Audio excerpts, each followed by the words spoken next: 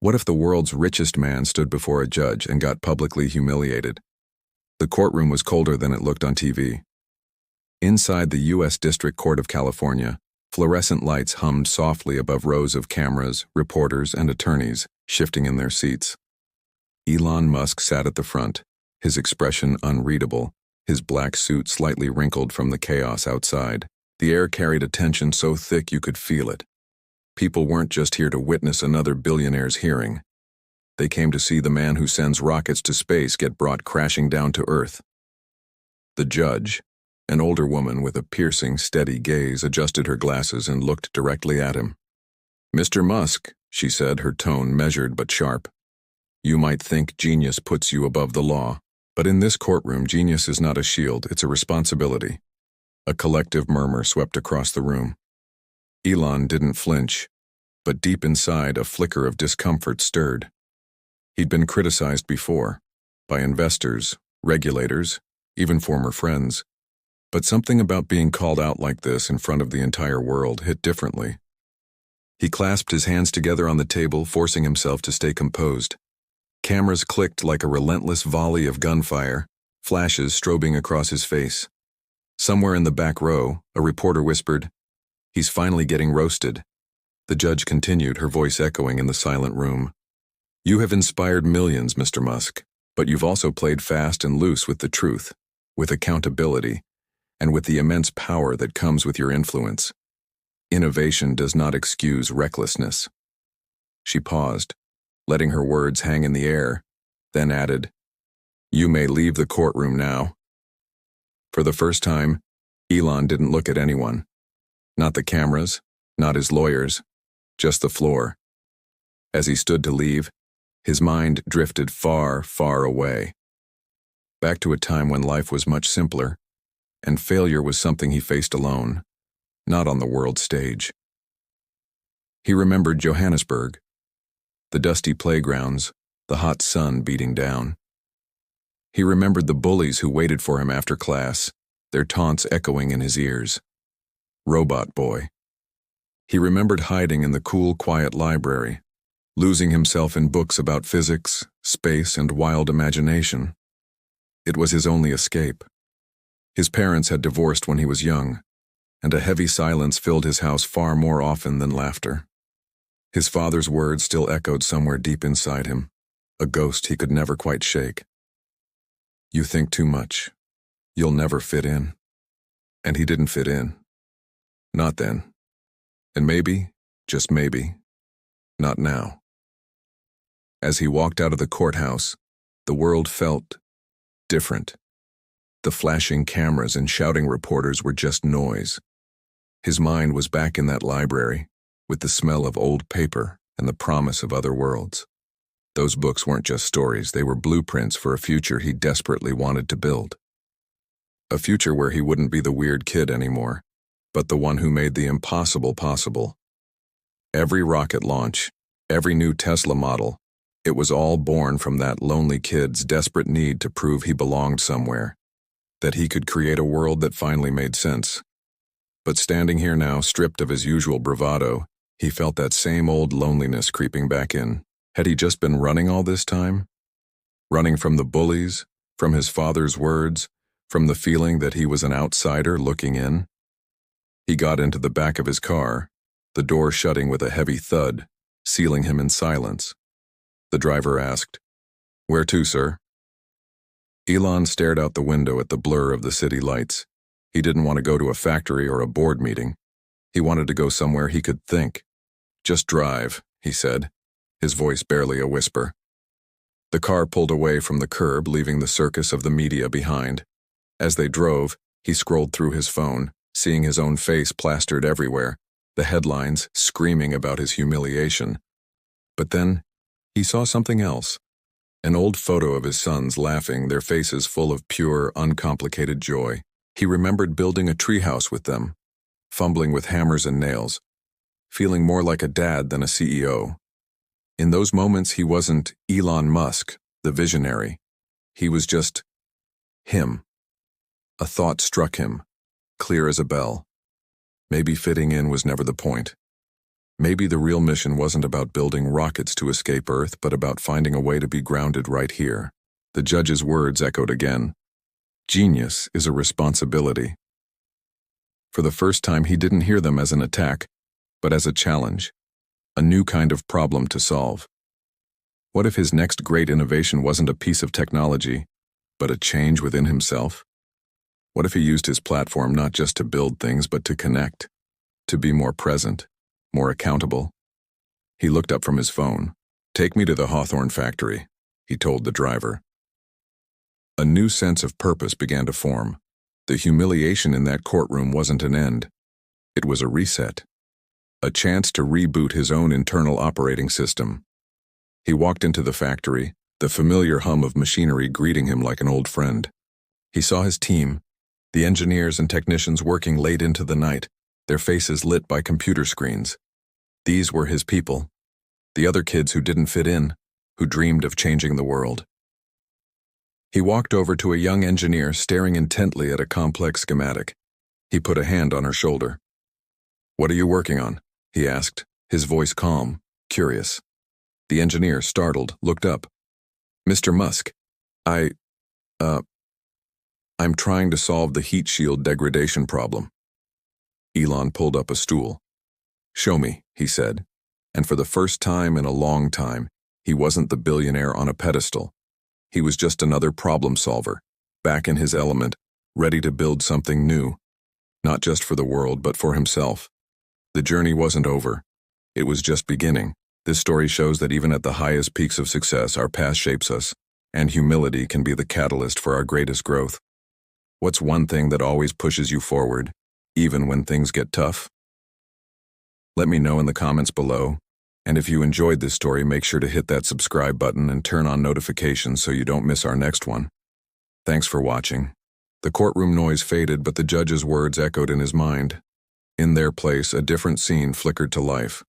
A small, cluttered apartment in North America. A younger Elon, fueled by instant noodles, hunched over a glowing screen, coding through the night. His brother Kimball would bring him coffee, a constant presence in the early chaos of Zip 2. "Just a little longer, bro," Kimball would say. "We're close." Back then, the screen's glow was his only sunrise. That relentless drive, that spark of obsession, was the genesis of everything. After Zip 2 came XCOM, then the revolution of PayPal. Then came the audacious dreams of Tesla and the cosmic ambition of SpaceX. Each venture was born from the same core desire, to build something that would outlast him, something that would echo into the future. But with every towering success, a long shadow followed. Lawsuits became a familiar adversary. Betrayals stung deeper than any business loss. Headlines twisted his name, molding it into a caricature he no longer recognized. He had always lived by a simple creed. Risk is the price of vision.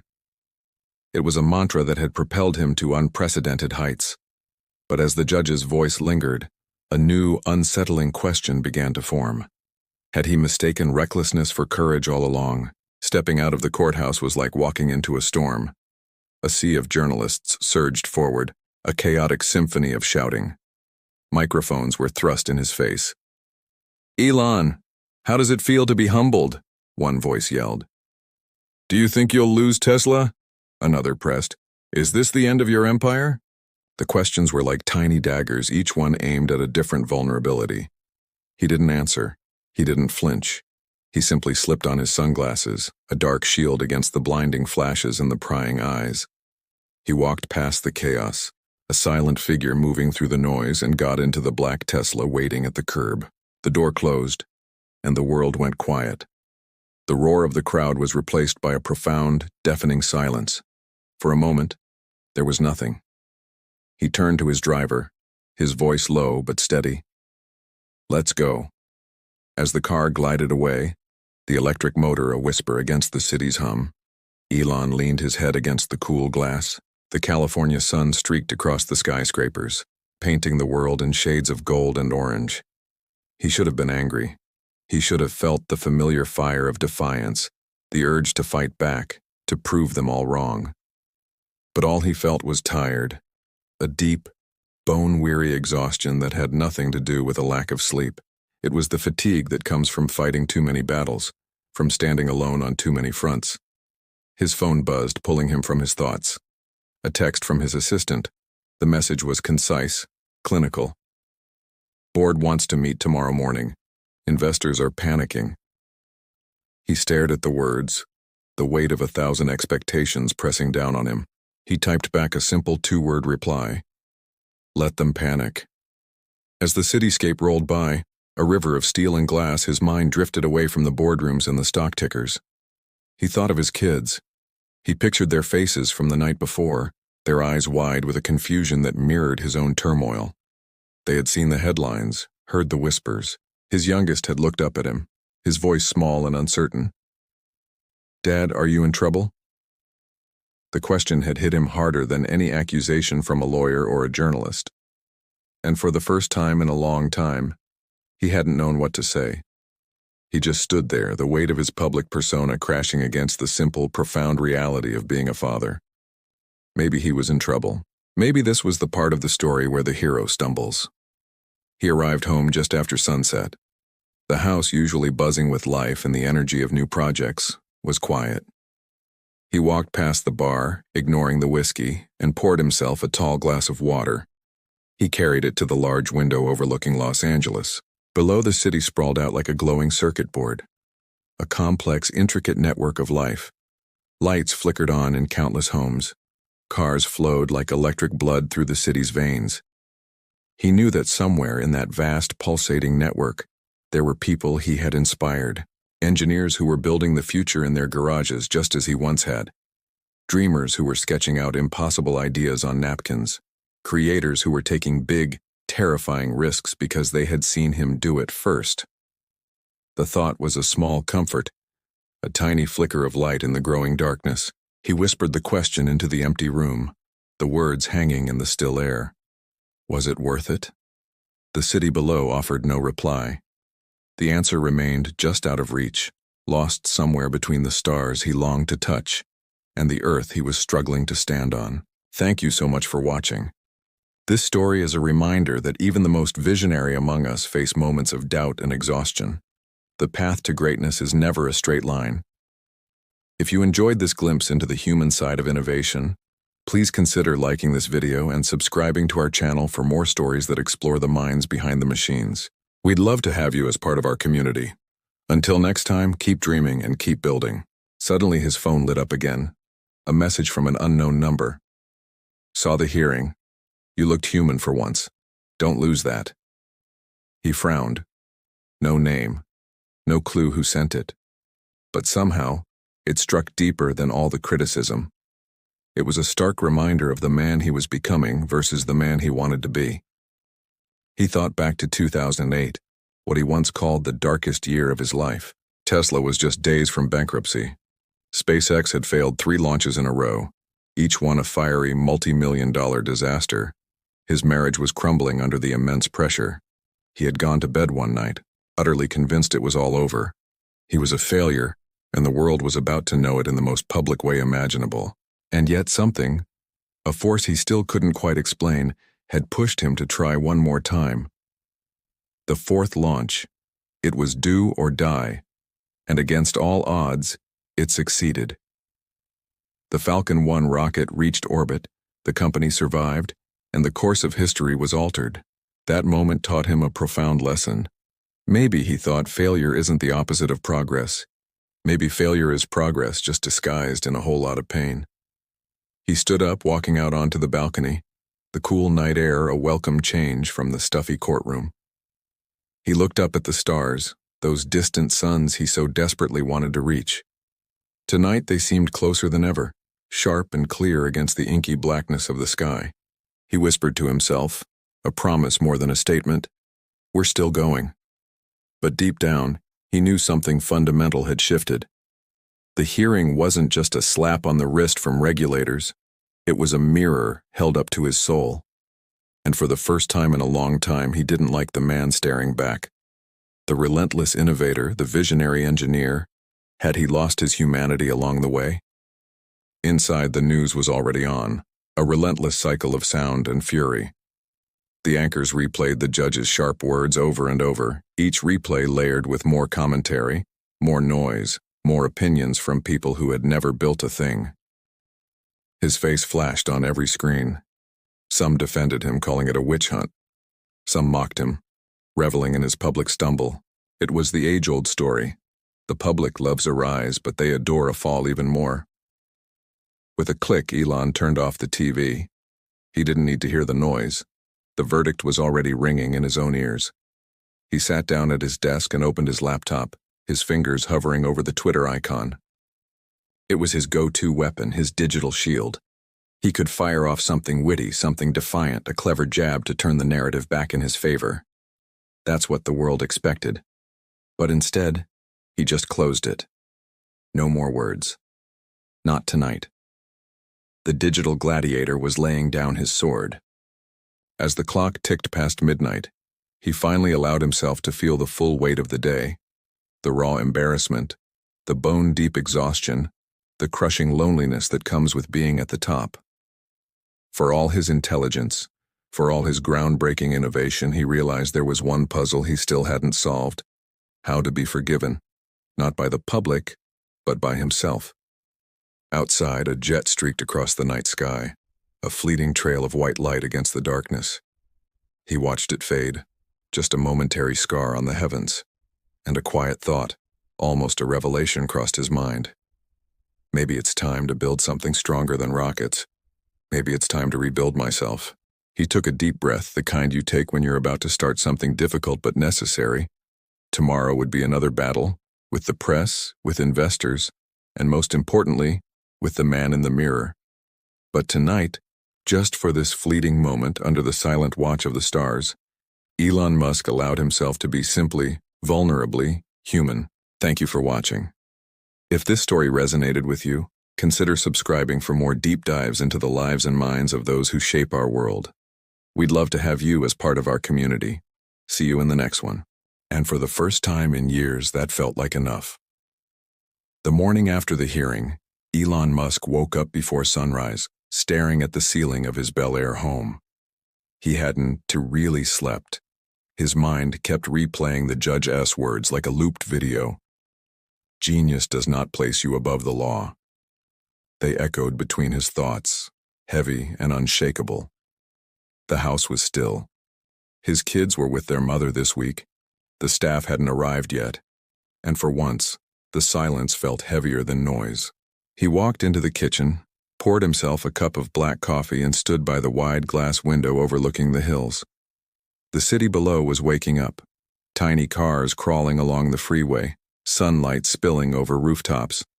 Usually, this view made him feel powerful. Today it just made him feel small. His phone buzzed, a dozen new messages. News outlets wanted statements. Tesla's board wanted reassurance.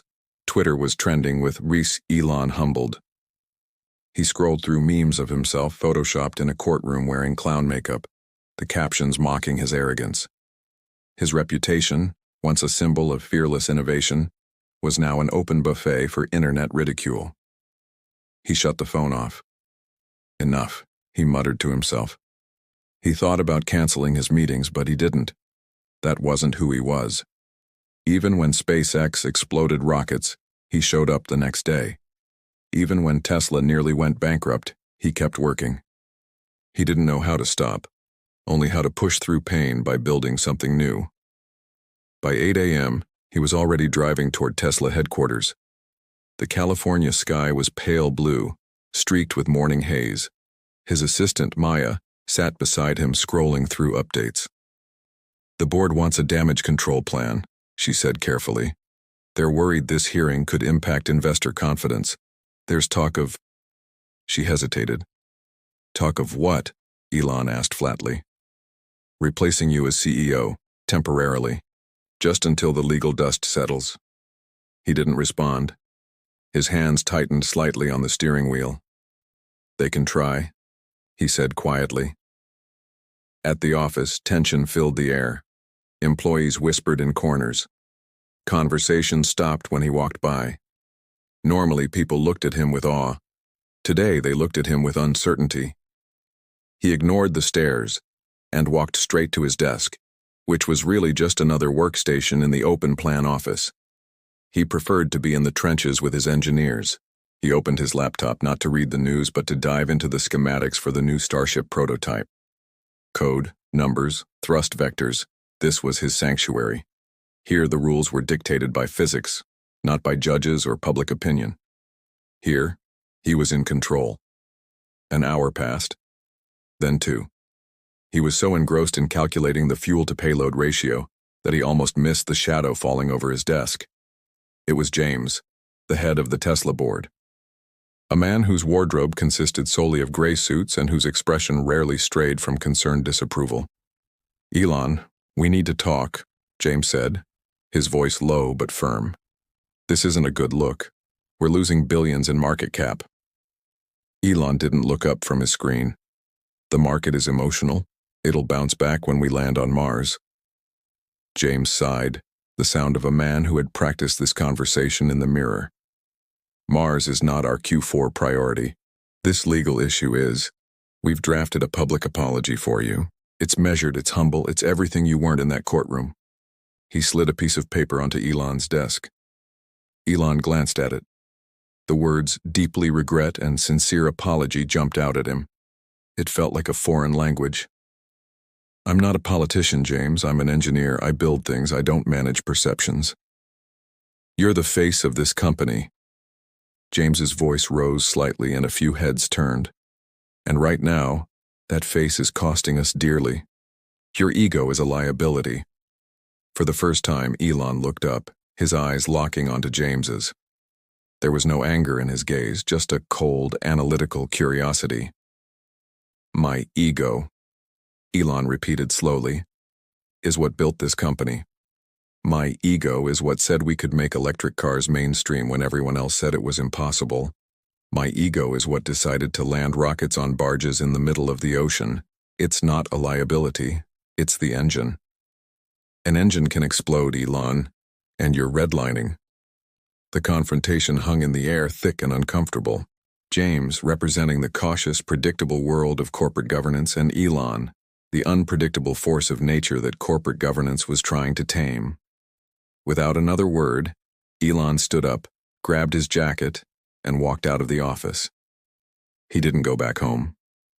He drove south toward Hawthorne, toward the sprawling SpaceX facility. As he walked through the factory doors, the familiar roar of machinery washed over him, a symphony of creation. The scent of metal and ozone filled his lungs. Here, no one whispered. Oh, the engineers and technicians were focused, their eyes on their work, on the colossal steel rings of the Starship taking shape in the center of the high bay. He saw Sarah, his lead propulsion engineer, her face smudged with grease, arguing animatedly with her team over a diagram. She saw him approaching and grinned. "Boss, good timing. We're stuck on the heat shield tiling. The simulations show a potential failure point during re-entry at Mach 25. She didn't ask about the hearing. She didn't care about Twitter. She cared about the problem in front of her." Elon looked at the diagrams, his mind instantly shifting gears from courtroom drama to orbital mechanics. "The issue isn't the material," he said, pointing at a section of the schematics. "It's the adhesive. At those temperatures, it's not just about heat resistance, it's about thermal expansion. The tiles are expanding faster than the frame.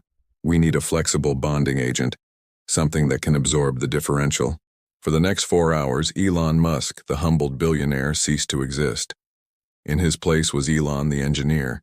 He was on his hands and knees on the factory floor, sketching ideas on a whiteboard, debating material science with his team. He felt alive again. The weight of the judge's words, the sting of the memes, the threat from his board. It all faded into the background, replaced by the pure, exhilarating challenge of solving an impossible problem. As dusk fell, casting long shadows through the open factory doors, they finally had a breakthrough. A new composite adhesive, a hybrid of ceramic and polymer that might just work. A solution born not from a boardroom, but from the factory floor. Sarah let out a whoop of triumph. "You still got it, boss." Elon smiled, a genuine, tired smile. "It's all I've got," he said, more to himself than to her. He walked outside into the cool evening air. His phone, which he'd left in the car, was buzzing insistently. He knew it would be Maya or James or a dozen lawyers. The problems of that other world were still waiting for him. He looked back at the factory, at the massive silhouette of the starship pointing toward the sky. That was the answer. It always had been. The world could mock him, the board could try to replace him, the law could try to ground him. But they couldn't stop him from building. They couldn't take away the future he saw so clearly, a future among the stars. He picked up the phone. It was Maya. "James is calling an emergency board meeting tomorrow morning," she said, her voice strained. "They're going to vote." "Let them," Elon said, his voice calm and steady. He was looking at the rocket. "Tell them I'll be there, but I'm bringing a new presentation." "What's the presentation?" Maya asked, confused. "It's a progress report," he replied, a glint in his eye. "On the new heat shield. We're one step closer to Mars." He hung up the phone. The city lights twinkled in the distance, but his gaze was fixed higher, on the pinpricks of light in the dark expanse above. The judge was right. Genius didn't place him above the law. But it did give him a way to rise above the noise, to focus on a horizon far beyond the courtroom, beyond the earth itself. And in the silent hum of the factory behind him, he knew that was all the power he would ever need. In the sterile quiet of the conference room, the board meeting began. Charts and graphs flooded the massive screen, a dizzying array of stock performance, PR analysis, and damage estimates. An investor, impeccably dressed in a gray suit, cleared his throat. "We respect your vision, Elon," he started, his tone carefully measured. "But this legal heat is bad for business. The market, as you know, doesn't like volatility." Elon leaned forward, his hands flat on the polished table. "Volatility is how we got here," he countered, his voice low but firm.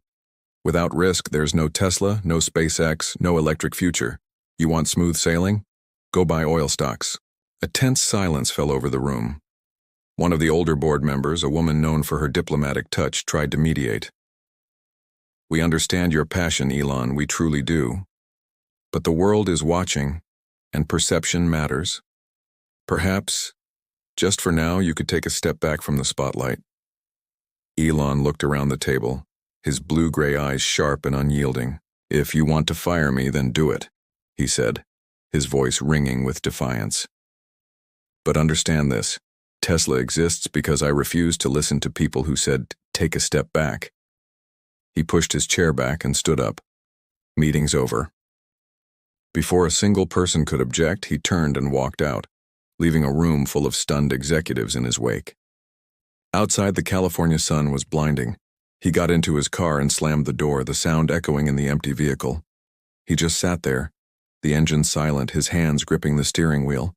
He could feel anger rising in his chest, a hot, frustrating wave. But it wasn't directed at them, not really. It was at himself. He'd built an empire so vast, so powerful, that it could now turn against him, its creator. He started the car and began driving aimlessly, with no destination in mind. The sprawling city of Los Angeles blurred past his window, vibrant billboards, swaying palm trees, the distant Pacific Ocean sparkling under the afternoon sun. His thoughts drifted, as they often did, to his kids.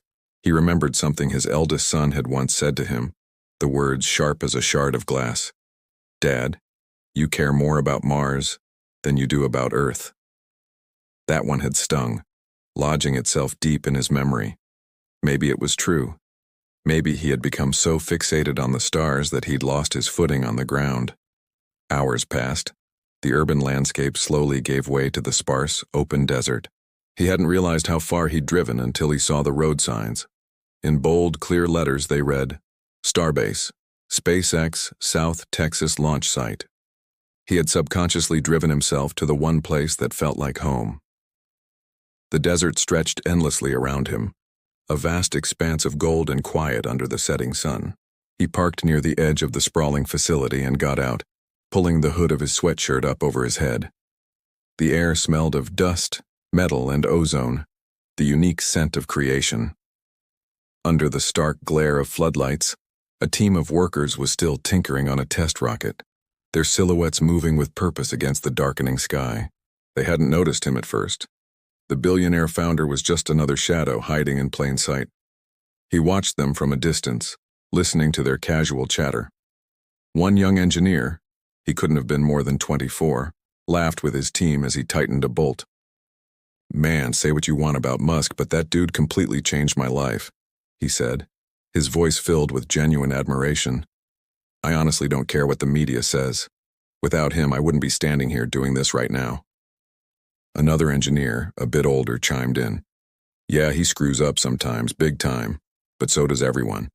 The difference is, he taught us to aim higher. Literally." The group laughed, the sound cutting through the quiet hum of the facility. And for the first time in days, maybe even weeks, Elon smiled. It was a small, almost reluctant smile, but it was real. Their words, spoken without a clue that he was listening, were a balm to his bruised spirit. He turned and walked quietly back to his car, their voices echoing in his head. He taught us to aim higher. The anger and self-doubt that had been churning inside him began to subside, replaced by a renewed sense of purpose. He drove to the far edge of the launch field and parked again, the car's engine ticking as it cooled. The moon hung low and full in the sky, casting a silver, serene light over the desert. He got out and walked towards the half-assembled rocket, which stood tall and proud against the star-dusted night. It looked like a monument to both human triumph and sheer, unadulterated madness.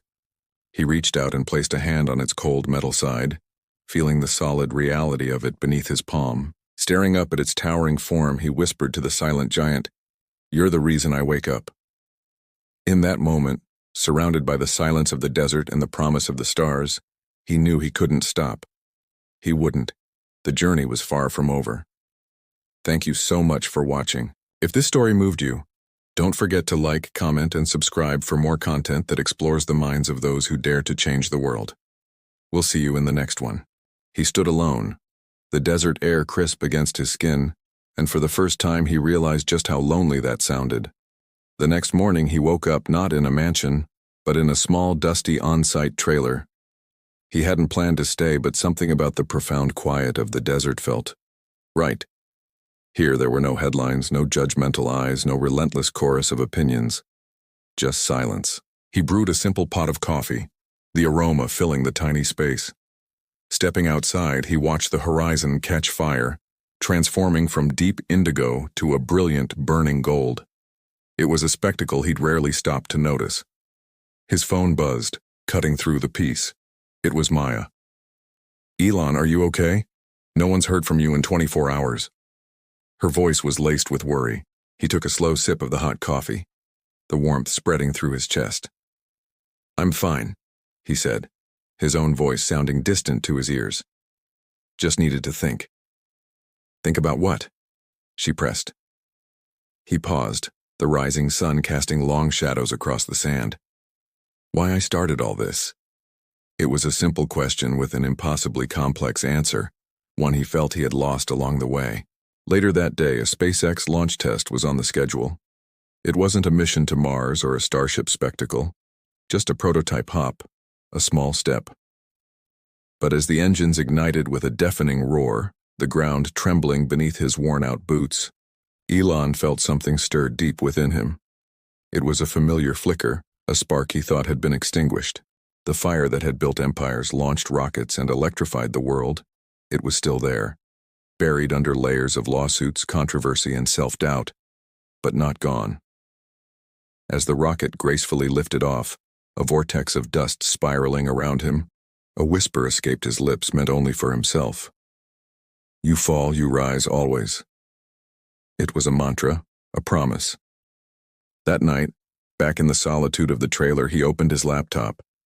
But this time his fingers didn't fly across the keyboard writing code. He began to write words, a letter, a raw, unfiltered message to his employees, his investors, the millions of people who either loved or loathed him, but who were all watching. He didn't hit send. He just wrote, letting the thoughts flow. "I've been wrong more times than I've been right." The words appeared on the screen. But I never stopped believing in what we could build together. The judge said genius isn't above the law. She's right. Genius is bound by something far greater, responsibility. And maybe I forgot that. He leaned back, the creak of the cheap chair echoing in the small space. He read the words over and over. A weight seemed to lift from his chest, a sense of clarity cutting through the noise. But the world wasn't done testing him. Not by a long shot. The next morning brought another call from Maya, her voice stripped of its earlier concern, now sharp with urgency. Elon, you need to see this. Turn on the news now. He fumbled for the remote, his heart starting to pound a familiar, heavy rhythm. The screen flashed to life with a breaking news banner, the bold white letters a stark indictment against the red background. SEC reopens investigation into Tesla funding statements. It hit him like a physical blow, a punch to the gut that stole his breath. Another probe. Another public trial by media. Another vicious storm gathering on the horizon. Just as he was starting to see the sun, he dropped his head into his hands, rubbing his face, and let out a long, slow exhale that sounded like a surrender. Of course, he muttered to the empty trailer. Of course it happens now. For a paralyzing moment, the full weight of it all came crashing down on him. The years of relentless risk, the endless battles fought in boardrooms and courtrooms, the sleepless nights that bled into grueling days, and a new, creeping fear that maybe, just maybe, the world didn't want him to succeed anymore. Maybe it just wanted to watch him fall. Thank you so much for watching. If this story resonated with you, please hit that like button and consider subscribing to join us for more deep dives into the lives of those who dare to change the world. See you in the next one. He looked out the trailer window, the vast desert stretching out under the harsh sunlight. There it was, the rocket, a titan of steel and ambition, still standing tall on the launch site, waiting. A flicker of memory. The young engineers, their laughter echoing, their unwavering belief in him even when he was drowning in his own doubt. He'd seen them defending him, believing in him when he couldn't even believe in himself. And in that quiet moment, it hit him.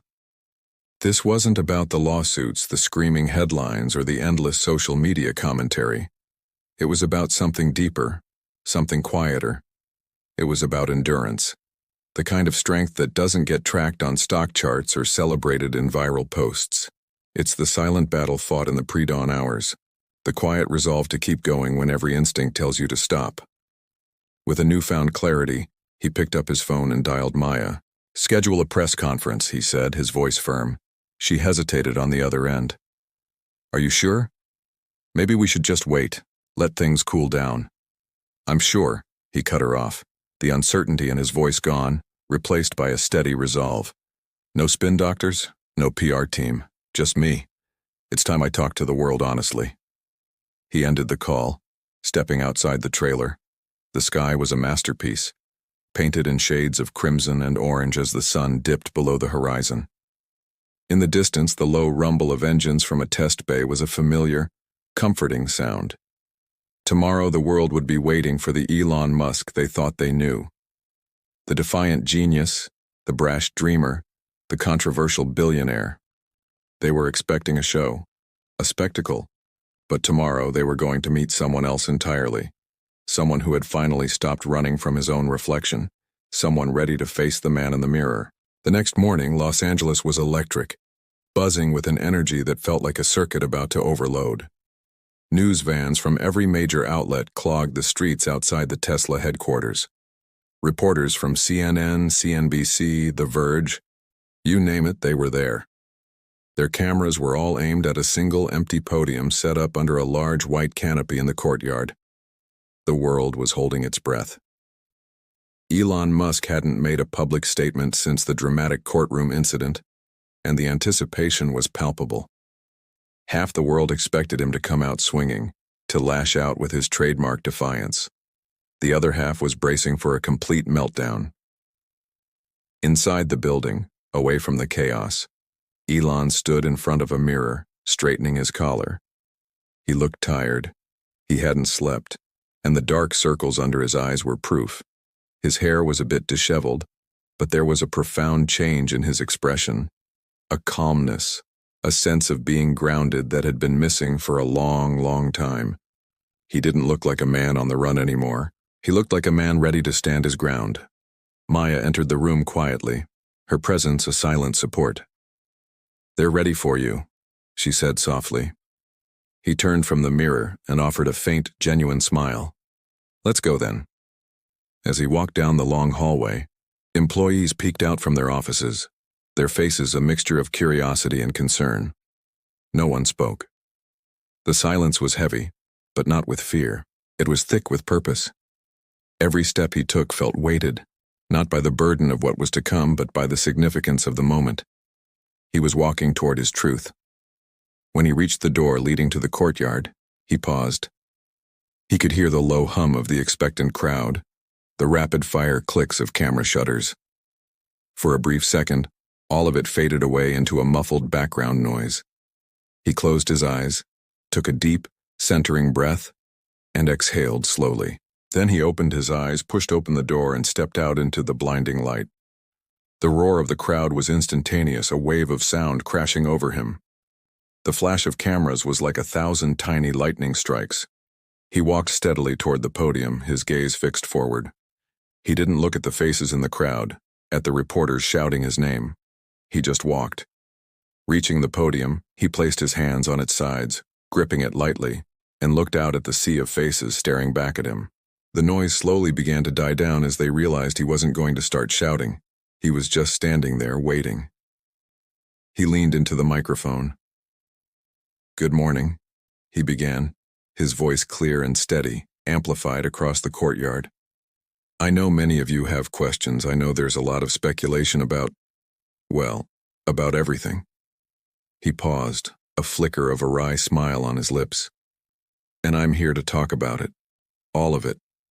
But not in the way you might expect. For a long time," he continued, his voice dropping slightly, becoming more personal, more intimate, "I believed that to change the world, you had to be a force of nature, unstoppable, unyielding. I thought that admitting weakness, admitting I was wrong, was the same as admitting defeat. I built rockets that could touch the stars, but I couldn't build a bridge to the people around me. I couldn't even build a bridge to myself." He looked down for a moment, gathering his thoughts, then looked back up, making eye contact with a reporter in the front row. "The truth is, I failed. Not just with the recent project, but in a much bigger way. I lost sight of the why I started all of this. It was never about being the richest man or the most famous. It was about creating a better future. It was about hope. But somewhere along the way, the mission became about me. My ego. My narrative. I stood in a courtroom and I lashed out because I was scared," he admitted, his vulnerability hanging in the air. "Scared of failing. Scared of what you all would write. Scared of looking in the mirror and seeing someone I didn't recognize.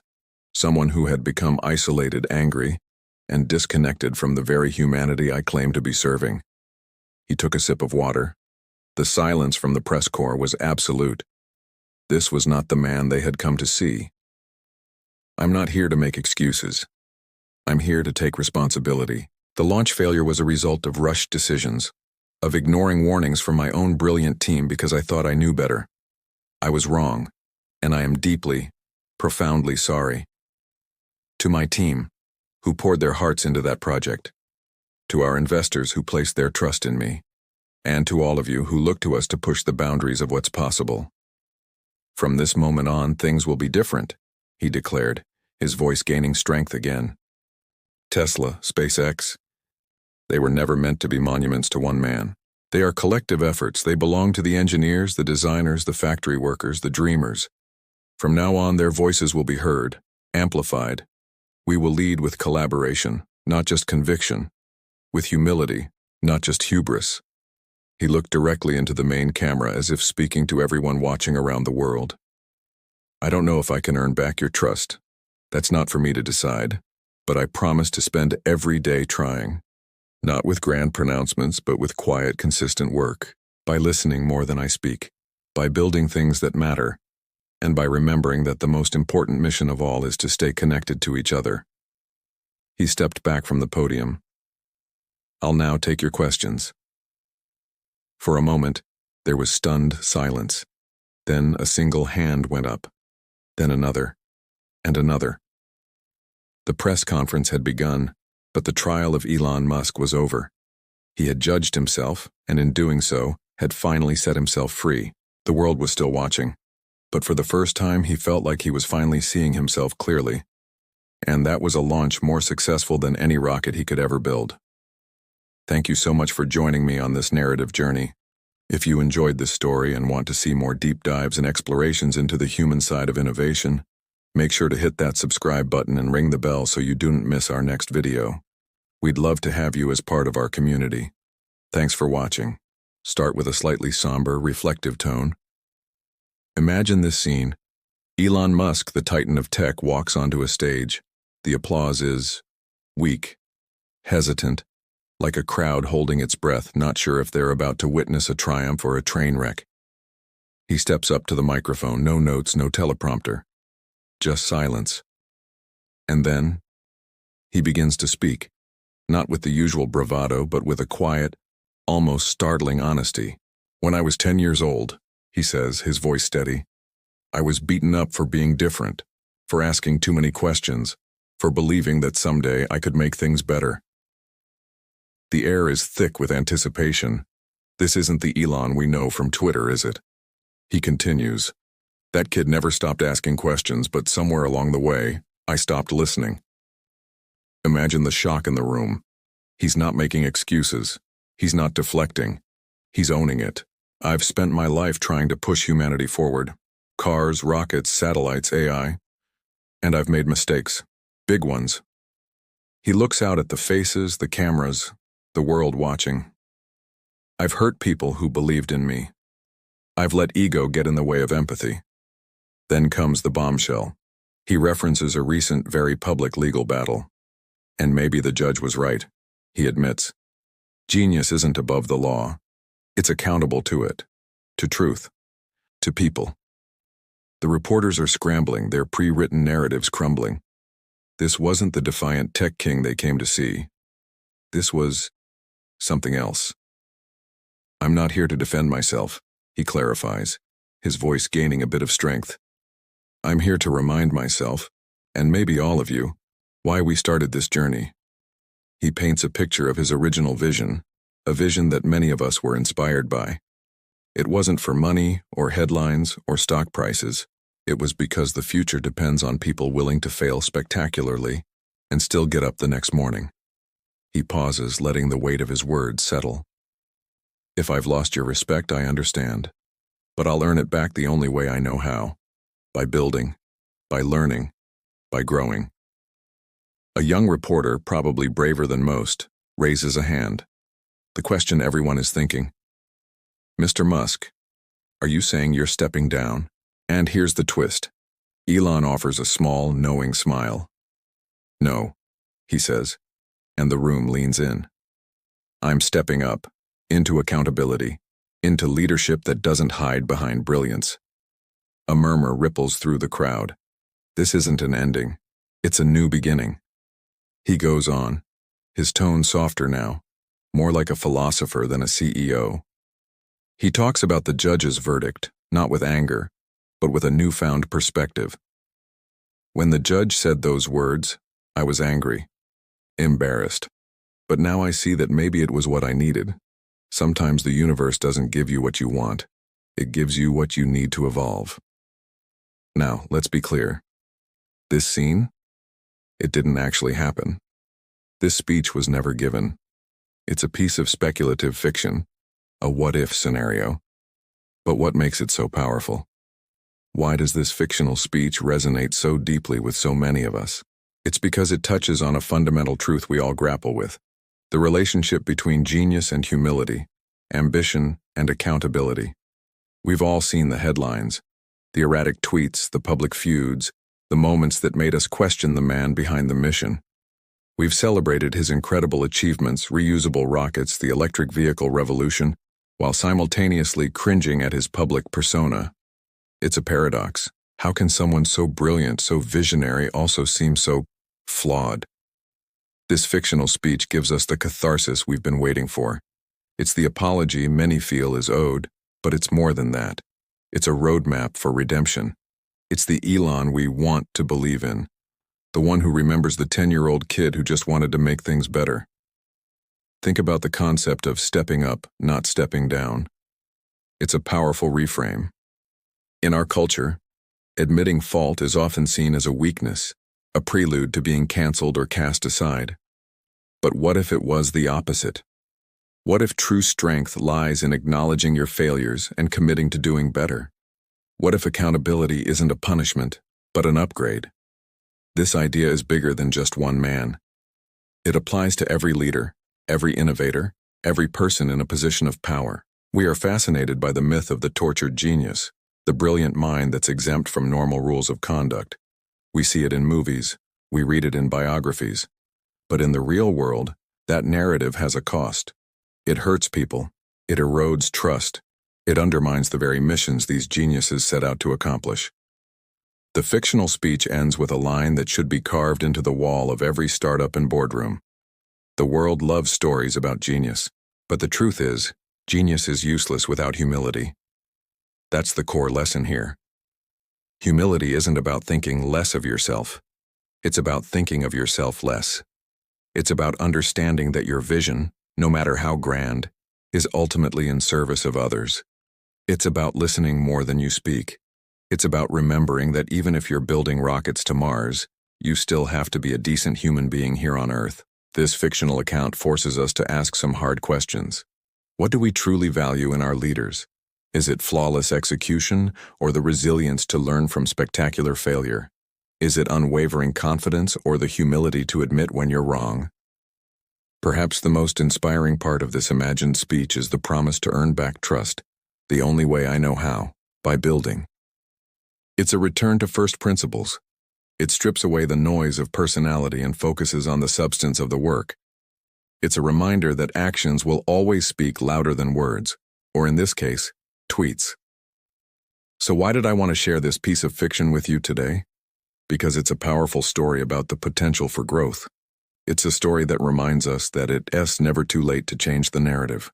It's a story about the kind of leadership we should all demand, and the kind of accountability we should all practice in our own lives. It shows a path where ego is replaced by empathy, and brilliance is guided by humility.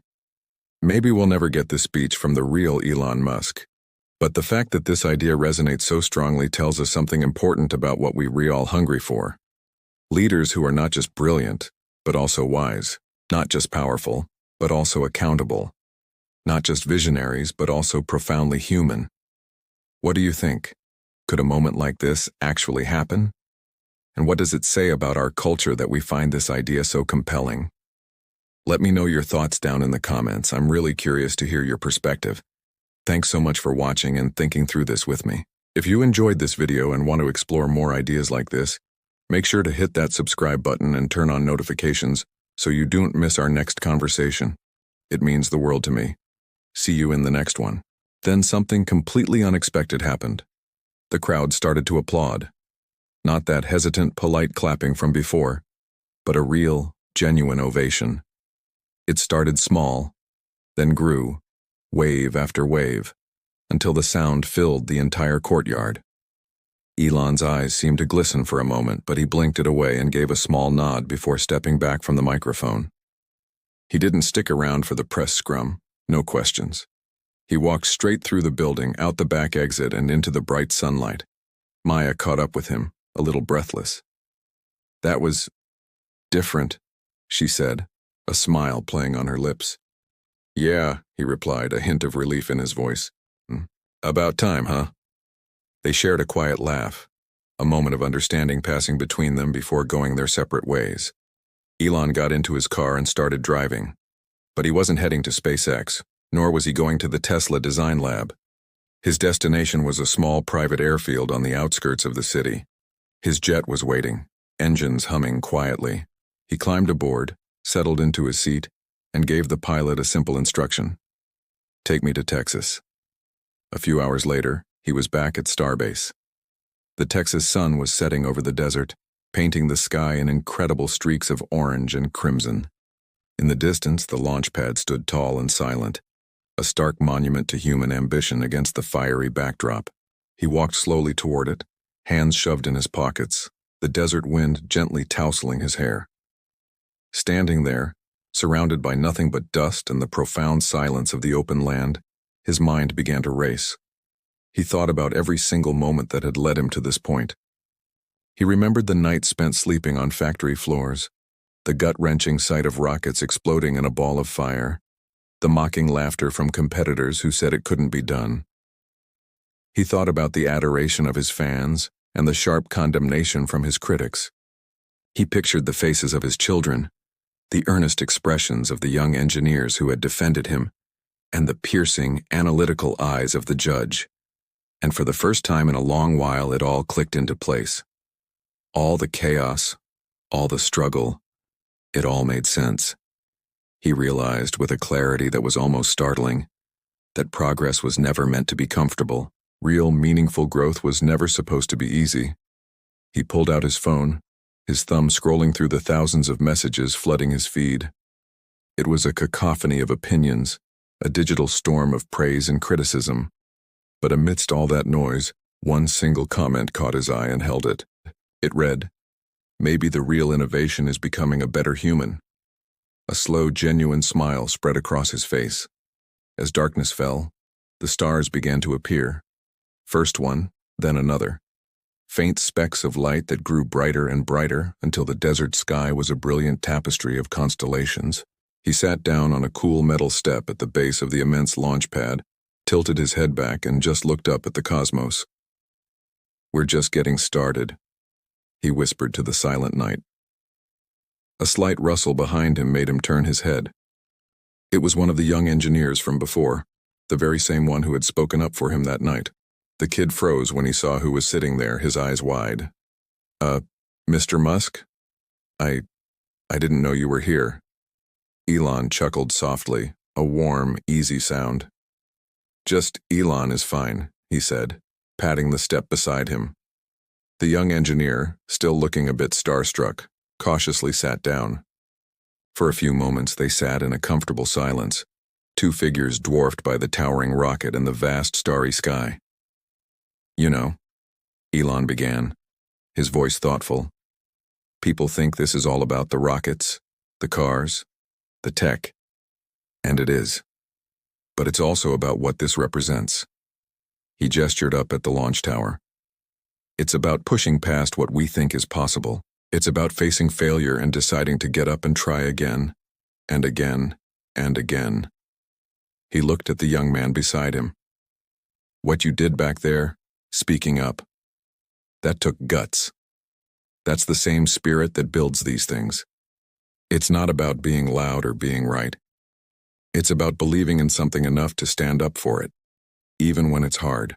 The engineer nodded, slowly processing the words. I believe in the mission, sir." "Elon," he corrected himself quickly. "I believe we're building the future." "Exactly," Elon said, turning his gaze back to the stars.